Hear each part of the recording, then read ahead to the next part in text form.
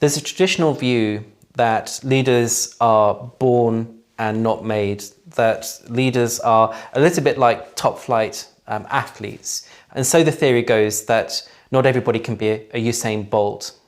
Fact is that Usain Bolt was born with the necessary qualities, the attributes, the physical qualities to enable him to be the fastest person on the planet.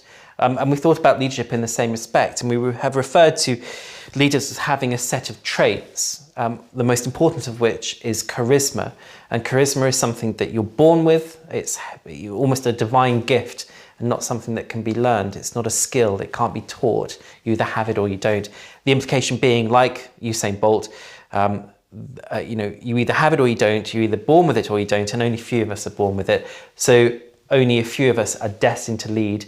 And these leaders, whomever they are, and irrespective of the context in which they find themselves, will always rise to a leadership position because the cream always rises to the top. The answer is, the reality, it's nonsense. In today's age, which is a more complex operating environment, it's a more uncertain future, it's more changeable, both in terms of frequency of change, but also what's actually changing, the degree of change to every aspect of how we do business, every aspect of how we organise, every aspect of how we interact and come together to produce something more than any one individual can. It's simply not true that we need to find that 1 in 1 million talent to lead our organisations.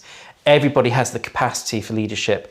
If you start to think of leadership as being something other than a series of traits, which you either have or you don't have, beyond one's own personal control or ability to influence, but actually seeing it as a set of behaviours and a set of skills, but also a set of roles.